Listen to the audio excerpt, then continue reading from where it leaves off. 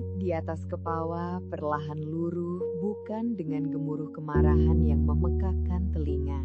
melainkan berjatuhan layaknya kelopak mawar kosmis yang terbakar senja. Sementara samudra tidak mengamuk menelan daratan,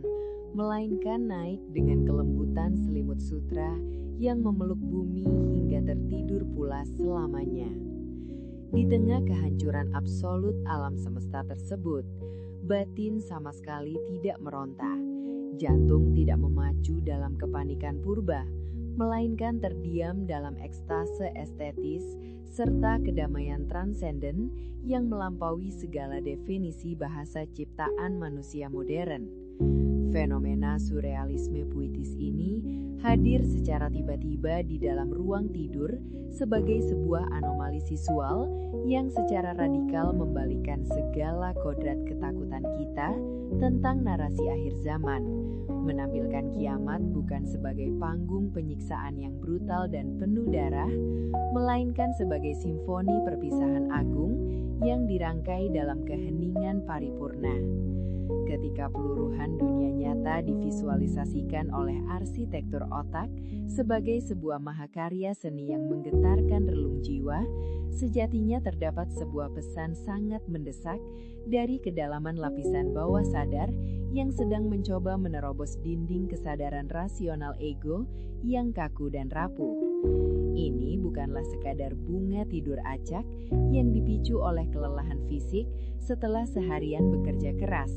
melainkan sebuah teater eksistensial yang dirancang secara presisi oleh sang sutradara jiwa untuk memperlihatkan momen magis ketika segala ikatan duniawi yang selama ini kita genggam erat akhirnya harus dilepaskan kembali ke dalam pangkuan kehampaan asalnya. Lanskap kontemplatif yang tersaji begitu syahdu ini memaksa mata batin kita untuk menatap langsung ke dalam pusar-pusaran kehancuran tanpa sedikit pun menyisakan ruang bagi rasa gentar, membuktikan bahwa pada titik fundamental terdalamnya, jiwa manusia sejatinya memiliki kapasitas luar biasa untuk memeluk kefanaan hidup dengan keanggunan yang tidak terbayangkan sebelumnya. Jika segala struktur realitas, identitas, dan memori yang kita bangun dengan susah payah pada akhirnya memang ditakdirkan untuk runtuh berkeping-keping dan kembali terburai menjadi debu bintang, apakah kedamaian absolut yang kita resapi di ambang kiamat tersebut merupakan bukti paling mutlak bahwa di sudut paling gelap dalam diri, kita senantiasa merindukan proses kematian ego demi menyambut kebangkitan jati diri yang melampaui segala fana? Menelusuri jejak kebijaksanaan leluhur Nusantara melalui kacamata ilmu titen dan klasifikasi kuno Puspoyajna, kita akan segera menemukan sebuah pergeseran paradigma yang sangat mengejutkan mengenai hakikat simbolisme akhir dunia ini. Dalam perbendaharaan spiritual primbon Jawa, konsep kiamat sama sekali tidak pernah dikurung dalam narasi horor apokaliptik yang penuh dengan kutukan ilahi, melainkan ditempatkan dengan penuh penghormatan pada sebuah altar filosofis yang dikenal dengan istilah sakral Mahapralaya, yakni sebuah proses peleburan kosmis agung menuju titik nol yang murni dan tanpa sedikit pun noda. Para tetua Jawa di masa lampau telah mengamati pergerakan makrokosmos selama ribuan tahun dan secara cermat mencatat sebuah pola hukum alam yang tidak terbantahkan,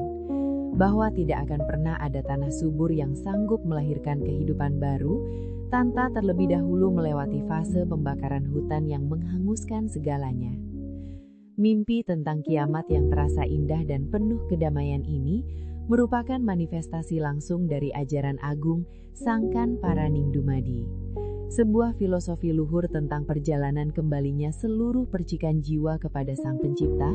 dalam kondisi batin yang sepenuhnya ikhlas, sadar, dan berserah diri secara total. Berlawanan dengan konotasi profan masyarakat awam yang selalu menafsirkan kehancuran semata-mata sebagai sebuah malapetaka besar, primbon Jawa justru dengan sangat elegan membaca kiamat estetik ini sebagai sebuah pertanda turunnya anugerah keberuntungan dalam skala yang sangat luar biasa. sebuah sinyal kosmis tentang lahirnya fase kehidupan baru yang jauh lebih menjanjikan, serta syarat dengan kesuksesan material maupun pencapaian spiritual.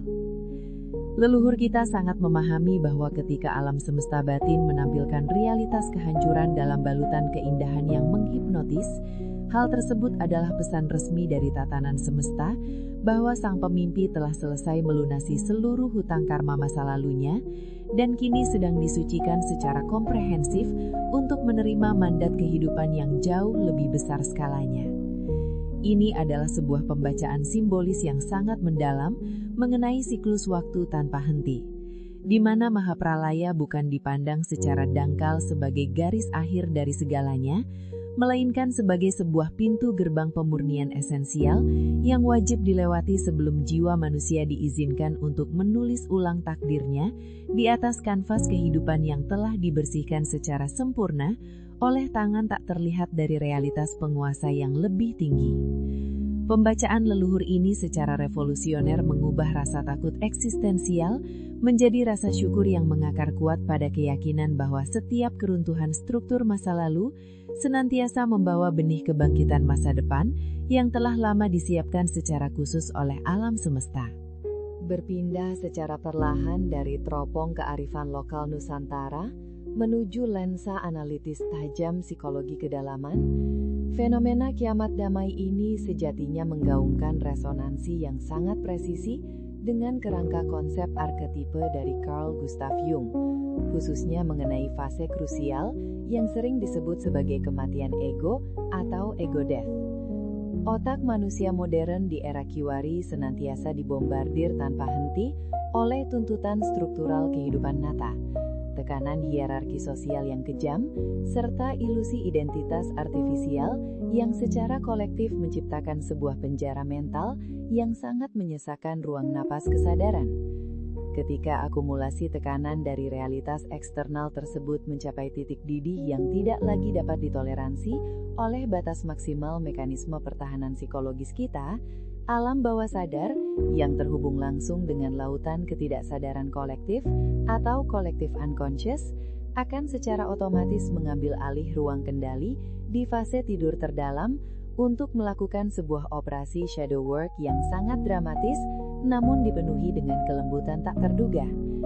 Citra akhir dunia yang dihadirkan di layar mental bukanlah representasi dari dorongan destruktif yang buta atau keinginan untuk menyakiti diri sendiri,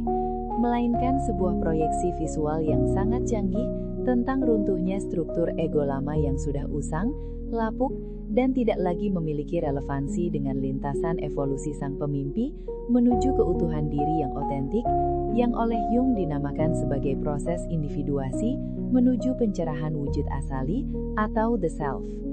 Keindahan, kesyahduan, dan kedamaian absolut yang menyelimuti proses penghancuran bumi di dalam mimpi tersebut sesungguhnya merupakan sebuah indikator kejiwaan yang bernilai amat tinggi. Ia membuktikan dengan gamblang bahwa mental sang pemimpi tidak lagi memberikan perlawanan yang sia-sia, melainkan telah berhasil mencapai tahap penerimaan transenden di mana segala bentuk ketakutan eksistensial telah berhasil dinetralisir sepenuhnya. Proses peluruhan tatanan dunia secara harfiah berubah menjadi sebuah simfoni perpisahan yang sangat manis semata-mata karena sang ego pelindung telah menyadari dengan kejernihan penuh bahwa ia tidak perlu lagi menguras energi untuk bertarung mempertahankan eksistensi palsunya di dunia yang serba fana ini. Mental kita secara sukarela membiarkan dirinya ditelan oleh lautan luas ketidaksadaran agar fragmen-fragmen kejiwaan yang selama ini terpecah belah akibat trauma masa lalu dan tuntutan sosial artifisial dapat segera disatukan kembali dalam format arsitektur psikis yang jauh lebih tangguh, lentur, dan bercahaya. Disinilah letak kegeniusan hakiki psikis manusia beroperasi di balik layar secara senyap. Ia secara piawai meredam potensi trauma akut akibat kehancuran identitas dengan cara membungkusnya erat-erat dalam selubung keindahan estetis surrealis, sehingga transisi batiniah dari identitas lama yang kerdil menuju kelahiran identitas baru yang tanpa batas dapat tereksekusi dengan sangat mulus tanpa sedikit pun memicu guncangan mental yang berisiko merusak pondasi kejiwaan utama sang pemimpi. Dengan mengawinkan anomali mimpi surrealis ini secara hati-hati melalui dua perspektif agung tersebut, kita seketika diarahkan untuk menarik sebuah sintesis kesimpulan logis yang sangat memukau, di mana bahasa metaforik mitos leluhur dan bahasa empiris psikologi modern melebur secara sempurna menjadi satu kebenaran universal tak terbantahkan. Pesan langit yang dibawa secara turun-temurun oleh kearifan primbon Jawa melalui konsep sakral Mahapralaya ternyata terbukti bergerak secara paralel dengan tingkat presisi yang mencengangkan bersama pesan batin yang digemakan oleh ilmu psikoanalisis melalui konsep kematian ego, yang mana kedua mazhab pemikiran raksasa ini sepakat bulat bahwa sebuah akhir yang sangat dramatis merupakan prasyarat mutlak bagi lahirnya permulaan baru yang jauh lebih cemerlang. Peristiwa kiamat yang indah dan mendamaikan di dalam panggung tidur malam bukanlah sebuah nubuat harfiah mengenai hancurnya tatanan semesta fisik di dunia luar sana,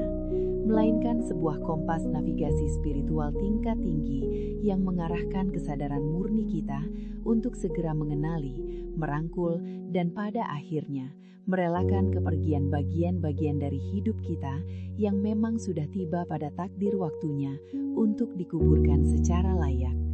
Ketika alam semesta batin dan kearifan masa kuno telah memberikan validasi absolut bahwa kehancuran personal ini sepenuhnya aman dan justru membawa muatan berkah yang sangat berlimpah, maka tugas utama kita di dunia nyata yang benderang hanyalah berhenti bersikeras menahan pilar-pilar kehidupan usang yang kini sedang runtuh perlahan-lahan di sekitar kita. Apabila pada detik ini kita secara faktual sedang dipaksa berhadapan dengan hancurnya sebuah hubungan asmara yang telah lama mengakar, peluruhan sebuah karir profesional yang selama ini menjadi satu-satunya tumpuan harga diri, atau lenyapnya sebuah status sosial yang selama ini diagungkan layaknya berhala kehidupan, maka mimpi misterius ini sesungguhnya hadir sebagai seorang mentor spiritual nirwujud yang berbisik begitu lembut agar kita sama sekali tidak meratapinya dengan jeritan keputusasaan yang melumpuhkan akal sehat. Sebaliknya, kita secara tegas dituntut untuk menjadikan keindahan kiamat di dimensi surrealis tersebut sebagai sebuah metodologi logis dalam menyikapi setiap bentuk kehilangan yang niscaya hadir. Menyadari secara utuh bahwa bumi lama tempat kita berpijak memang harus dihancurkan dan dileburkan menjadi ketiadaan agar fondasi bagi bumi baru yang jauh lebih menjanjikan dapat segera dibangun menggunakan material ketegaran mental yang teramat solid. Keselarasan harmonis antara pesan mitologi klasik dan mekanisme psikologis kontemporer ini secara definitif menuntut kita untuk berani menjadi saksi yang sepenuhnya hening atas kehancuran struktur ego kita sendiri, berdiri tegak tanpa sedikit pun goyah di tengah kepungan puing-puing kekecewaan duniawi dengan segaris senyuman kecil penuh pemahaman, berbekal sebuah pengetahuan rahasia tingkat tinggi bahwa tepat di balik tabir debu reruntuhan takdir tersebut, sebuah cetak biru keberuntungan maha besar sedang dipersiapkan secara sangat teliti oleh tangan semesta untuk segera mewujud dalam realitas keseharian kita. Pada akhirnya, fragmen kiamat damai yang tergambar begitu megah dalam lelapmu adalah sebuah puisi kosmis tingkat tinggi yang secara absolut mengonfirmasi bahwa esensi murni dirimu jauh lebih besar, lebih agung, dan lebih abadi dari segala bentuk ketakutan eksistensialmu sendiri. Fenomena spiritual yang sangat langka ini perlahan membawa ingatan kita kembali berputar pada lanskap surrealis di awal narasi, di mana langit menjatuhkan bintang-bintangnya layaknya hujan kelokap mawar kosmis yang bercahaya keperakan, memberikan sebuah penegasan final bahwa kepergian sesuatu yang usang di dalam kerasnya kehidupan nyata tidak harus senantiasa diiringi dengan jeritan luka serta air mata yang berdarah, melainkan sangat pantas untuk dirayakan sebagai sebuah tarian transisi yang dipenuhi dengan tingkat keanggunan tertinggi. Biarkanlah gema dan tuman akhir dunia di dalam panggung mimpimu perlahan mereda dan menyublim menjadi sebuah keheningan panjang yang secara magis menyejukkan setiap sudut batin yang lelah bertarung, menyisakan sebuah ruang hampa di dalam relung jiwa yang kini telah dipugar menjadi sangat bersih, steril, bercahaya, dan sepenuhnya siap untuk disemai kembali dengan benih-benih kehidupan baru yang esensinya melampaui segala kefanaan. Perlahan namun pasti, seiring dengan memudarnya sisa-sisa ingatan tentang tata artistik kehancuran estetis tersebut, izinkan dirimu secara ikhlas untuk menurunkan tempo detak jantung yang sebelumnya memburu, dan biarkan seluruh gelombang kesadaran logismu mengendap dengan sangat tenang, menyerupai tumpukan butiran sedimen debu emas murni di dasar telaga pegunungan yang teramat jernih tanpa riak sedikit pun. Ambillah waktu sejenak di keheningan ini untuk menarik nafas yang sangat dalam dan panjang, resapi alihan udara kehidupan yang malam ini terasa jauh lebih lapang dan membebaskan saat ia mengisi setiap inci rongga dadamu. Dan berikanlah izin penuh kepada seluruh persendian serta otot-otot tubuhmu yang selama ini teramat kaku dan tegang karena terlalu keras berusaha mempertahankan ilusi eksistensi fana untuk pada akhirnya melemas secara total dalam bentuk kepasrahan agung yang memerdekakan nurani. Malam ini, ketika selimut kegelapan perlahan kembali merengkuh keheningan bumi dan kamu bersiap secara sadar untuk sekali lagi memejamkan mata guna mengarungi samudra ketidaksadaran yang selalu misterius, peluklah erat sebuah kebenaran mutlak bahwa kehancuran terindah yang baru saja matamu saksikan telah berhasil memutus secara permanen segala bentuk rantai karma masa lalumu yang membebani. Kehancuran tersebut sesungguhnya sedang menuntun langkah ruhmu dengan sangat hati-hati dan penuh perlindungan menuju ambang pintu fajar keabadian yang baru, sebuah permulaan sakral yang tengah menanti kehadiranmu dengan pancaran cahaya terhangat dari sang sumber segala penciptaan. Kiamat damai di dalam lelap tidurmu sama sekali bukanlah sebuah proklamasi putus asa tentang akhir dari segalanya. Ia hanyalah cara paling penuh kasih dari semesta raya untuk membersihkan kanvas hidupmu yang telah berdebu, memastikan dengan penuh jaminan bahwa esok hari saat mentari menyapa, kamu memiliki ruang yang sama sekali tak terbatas untuk melukis ulang seluruh takdirmu menggunakan perpaduan warna-warni pencapaian yang bahkan belum pernah diciptakan oleh sejarah peradaban umat manusia manapun. Jangan lupa like dan subscribe channel ini. Sampai bertemu di mimpi selanjutnya.